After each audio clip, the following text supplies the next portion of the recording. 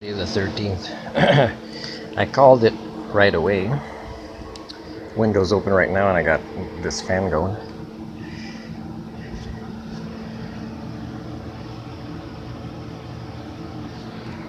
But there was all these blankets.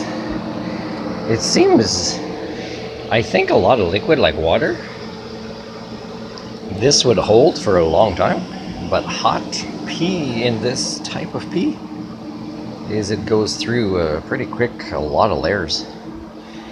So I did bleach on the floor because I noticed it reached the floor. And it must have gone really quick. And I did this, which controls odors a lot. Made sure it went through the cracks a lot and the pieces underneath. And now I'm trying to get this guy, and I have been not allowing him on my bed anymore until the operation coming up soon. And well, now he's not happy, but I'm trying to have like a calm voice with him and not be like entirely mad for his natural bodily functions. But I want him in here, and I wanted him to be in there and watching the cleaning that I'm doing, so he knows, it's not just you relieve yourself because you have some sort of urge and you don't do it in your cat litter. Come here, come up here. First he was starting to go in, and I petted him and gently guided him, and he was going to go, and then he changed his mind. Stop it! No, here, come in here. When he goes in there, I'm going to give him some snacks in there, maybe. Yeah, no, no, you're still a little bit being controlled right now because there's too many consequences until your operation. I also heard that sometimes it can happen a little bit after the operation. And it could be individual by cat. It could also be when it's done based on the cat's puberty. But, the damage deposit, as far as I know, is deposited. But I think if you catch it early, the smell doesn't get strong yet.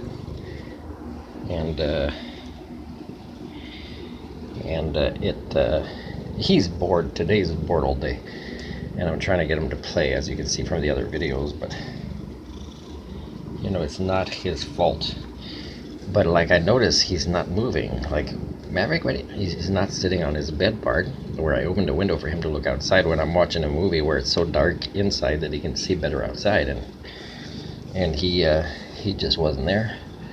And then I noticed, because he's dark and my couch is dark and it's dark, that he's not moving. I'm like, are you okay? Like, I thought maybe he's gonna vomit. Nope, he's relieving himself. The first time he was in my motorhome, the first couple of days, he's always enjoying the petting, the scratching that he digs it. Ow! He understands. Even that is hard for him to control because it's an automatic response. He doesn't want the cuddling to end, but it does if he kind of doesn't put more effort to control that. So now there has to be consequences so he can put in more effort to control until the operation.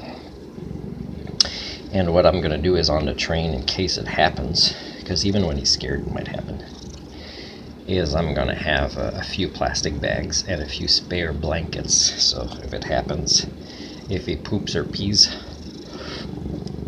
I'm going to put the poo in the garbage or in a bag. But the blanket that might have just pee is going to be in a bag to be kept in the bathtub. So I was clearing up the bathtub of other things today because I made a mess in my stove.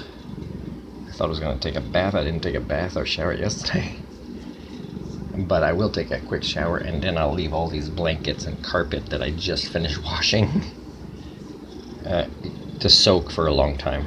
First I do it with soap, and then draining the water, then doing with bleach. But I mean, there's dark things now, so I might just do it soap. But if you leave it a couple of days, don't want to leave it damp though when you drain it for too long. But and then my big plastic basket, sometimes I have dripping water in it, but it's contained at the bottom when I bring it to the laundromat. And I haven't. Hey, what is this about? No biting. There's no reason for you to bite me. No, don't do that. That's bad. So the way I smack him is bum, and it's not in a harshness that would cause an injury, but it's after a bite, so it's kind of self-defense. Don't do that anymore. Of course, I can't smack him when he's biting me because it's fast, but no, don't do it. And then here I have to be careful. It's okay. It's okay. Don't bite me. No, it's okay. Maverick, it's okay. This is when it's hard to earn the trust. It's okay. It's okay. It's okay. No, it's okay. Don't bite me. I'm trying to be your friend. But you will stay in the bathroom until you go in here. Then I'll let you out and I'll put a little bit of food in there and I'll watch a little bit of my movie. I was trying to eat some pudding. Now, when I was focusing on the phone, I might have scratched in a way that was not different, but it just maybe he was trying to get my attention, and I didn't notice it from his nonverbal communication. So he kind of did and it wasn't a hard bite, but it surprised me. And again, he did control that bite, and I controlled the smack. But that's not, it's one of the ways we communicate. It's not the only way. I gave him a little bit of food that was in my mouth to show I share and we're family. But man, he really, he smelled it and touched it with his nose. And when he knew it's something he's interested in, it's so fast that I was like, you gotta go in here. Come in here. No, come in here if you want to get out. Then I give you some food in here. Food will be in here.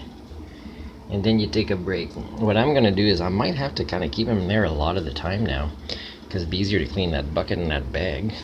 And what I'm gonna do is when I take him out, he's got to play with me.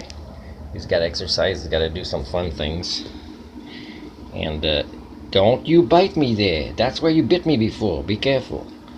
You know what? I'm not trusting him right now. He's too still responsive. His bodily functions. He knows it's hard to control, so he knows he could get in trouble, so he's as insecure as I am now. So I'm going to give him security and myself as well.